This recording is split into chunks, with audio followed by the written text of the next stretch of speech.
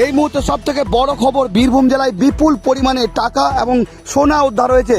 বীরভূমের মোহাম্মদ বাজারের যেটা জানা যাচ্ছে পাথর ব্যবসায়ী ঘনিষ্ঠ মিনার মণ্ডলের বাড়ি থেকে বিপুল পরিমাণে সোনা এবং নগদ টাকা উদ্ধার হয়েছে। আমরা দেখাচ্ছি সেই ছবি। বিপুল পরিমাণে এই টাকা, যেটা জানা যাচ্ছে প্রায় 5.5 কোটি টাকা উদ্ধার হয়েছে এবং সঙ্গে সঙ্গে প্রায় 15 কেজি সোনা উদ্ধার হয়েছে। এবং এই ছবি কিন্তু রাজ্যের মুখ্যমন্ত্রী শুভেন্দু অধিকারী তিনি টুইট করেছেন। আমরা দেখাচ্ছি সেই বিপুল পরিমাণ টাকা এবং সোনার ছবি দেখাচ্ছি এই মুহূর্তে, এক্সক্লুসিভ সেই ছবি দেখাচ্ছি। বীরভূম জেলার মোহাম্মদ বাজারে পাথর ব্যবসায়ী ঘনিষ্ঠ মিনার মণ্ডলের বাড়ি থেকে এই বিপুল পরিমাণ সোনা এবং গয়না উদ্ধার হয়েছে। প্রায় 5.5 কোটি টাকা নগদ টাকা এবং প্রায় 15 কিলো সোনা উদ্ধার হয়েছে। যেটা জানা যাচ্ছে মোহাম্মদ বাজারের এই বাড়ি থেকে এই বিপুল পরিমাণে আমরা দেখতে পাচ্ছি ট্যাঙ্ক সেই নিয়ে যাচ্ছে টাকা নিয়ে আসার জন্য।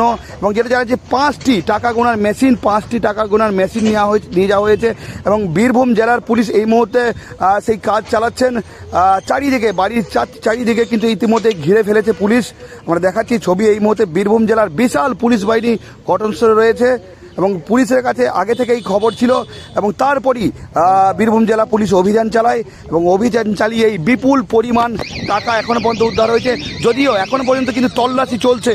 এখনও যেটা জানা যাচ্ছে বিপুল পরিমাণে আরও টাকা উদ্ধার হতে পারে, আরও সোনা উদ্ধার হতে পারে এমনই অনুমান করছে পুলিশ। এখন পুরো বাড়ি কিন্তু ঘিরে ফেলা হয়েছে এবং দেখতে পাচ্ছি চতুর্দিকে বীরভূম জেলার পুলিশ এই মুহূর্তে মোতায়েন রয়েছে এবং বড় বড় ট্যাঙ্ক নিয়ে যাওয়া হচ্ছে এবং সঙ্গে কিন্তু টাকা গোনার মেশিন, আমরা দেখলাম 5টি টাকা গোনার মেশিন নিয়ে যাওয়া হলো। এবং এই যে ছবি, বিপুল পরিমাণের ছবি, যে টাকা এবং সোনা উদ্ধার হয়েছে, সেই ছবি পোস্ট করেছেন রাজ্যের মুখ্যমন্ত্রী শুভেন্দু অধিকারী। তিনি লিখেছেন প্রায় 5.5 কোটি টাকা এবং প্রায় 15 কিলো সোনা উদ্ধার হয়েছে। এই বীরভূমের পাথর ব্যবসায়ী ঘনিষ্ঠ মিনার মণ্ডলের বাড়ি থেকে এই বিপুল পরিমাণের সোনা এবং টাকা উদ্ধার হয়েছে। ঘটনাকে ঘিরে রীতিমতো চাঞ্চল্য ছড়িয়েছে। এই টাকার উৎসাহ কি, এই টাকা কিভাবে এলো, এই পুরো বিষয় প্রশাসনের তরফ থেকে তদন্ত করে দেখা হচ্ছে।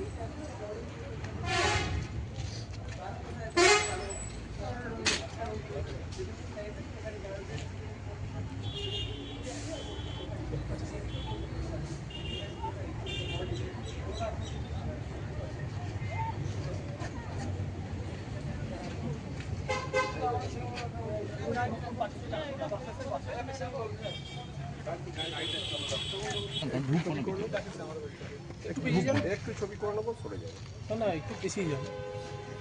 বলছি তো একটু ছবি করে নেবো, পিছিয়ে যাবো।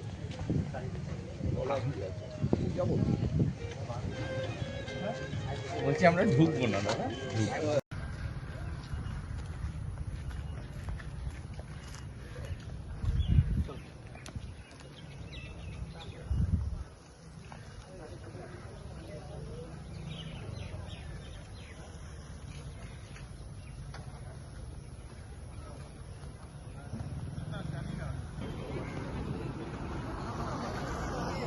মিনার মণ্ডলের বাড়ি রেড হচ্ছে এবং যেটা পুলিশ সূত্রে জানা যাচ্ছে নগদ টাকা। দেখুন, পরিবর্তন হয়েছে। চোর মস্তান সিন্ডিকেট রাজ বন্ধ হয়েছে। আমি ধন্যবাদ জানাই যে মানবিক মুখ্যমন্ত্রী সম্মানীয় শুভেন্দু অধিকারী মহাশয়কে। যারা বলেছিল খেলা হচ্ছে, আজকে পশ্চিমবঙ্গের মানুষরা দেখতে পাচ্ছে যে খেলা কিভাবে শুরু হচ্ছে।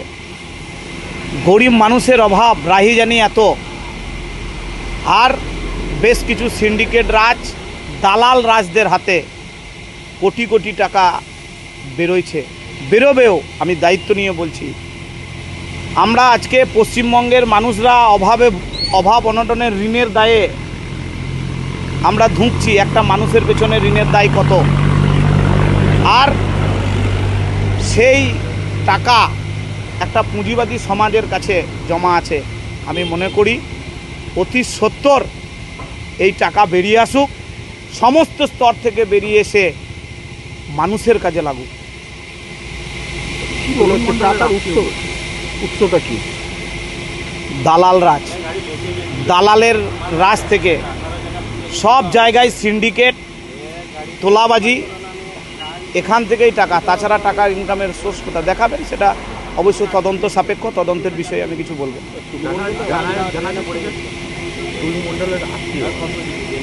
দেখুন, ওনাদের তো বড় ফ্যামিলি, কোনো না কোনো জায়গায় আত্মীয়তা থেকে যায়। সেই বিষয়টা পুলিশ প্রশাসন দেখবেন, দেখা উচিত বলে আমি মনে করি। কারণ পাপ কারোর বাপকেও ছাড়ে না। আমি মনে করি পূর্ণাঙ্গ তদন্ত হোক। ডেউচা পাচামি সংলগ্ন এবং এই মৌরাক্ষী নদীর তীর বরাবর যে সমস্ত মানুষরা দীর্ঘদিন ধরে সিন্ডিকেট চালিয়েছিল, যে সমস্ত মানুষরা নিজেকে দালালি করে ইনকাম করে যারা নিজেকে ভগবান ভাবতে শুরু করেছিল, আমি মনে করি যে জনগণ যে অর্থ সংকটে ভুগছে, পশ্চিমবঙ্গ সরকার এবং মানবিক সরকার যেভাবে এই তদন্ত শুরু করেছে, আমি মনে করি যে এতে মানুষের উপকারে লাগবে। খেলা যারা বলছিল খেলা হবে, আসল খেলা এবার শুরু হতে চলেছে।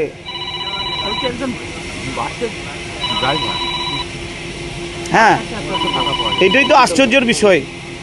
সকাল থেকে শুনে আমিও তো মনে করছি যে আমি মাটিতে আছি না কোন জায়গায় যাচ্ছি আমি বুঝতে পারছি না। এইরকম ভুরি আছে। আমি অনুরোধ করব এগুলোর তদন্ত হওয়া প্রয়োজন আছে। অবশ্যই উনি সরকারি বাসের একজন মনে হয় ড্রাইভার ছিলেন। এইটাই তো আশ্চর্য। সকালবেলাতে এসে আপনারা জানেন যে আমি চায়ের দোকানে একটু চা খাই, এসেই তো আমি নিজে বুঝতে পারছি না যে আমি কোন জায়গায় এই কথা শুনছি, কাদের মুখে। আপনাদের সংবাদ মাধ্যমের মানুষদের মুখে, এলাকার মানুষের মুখে শুনলাম যে এই ঘটনা।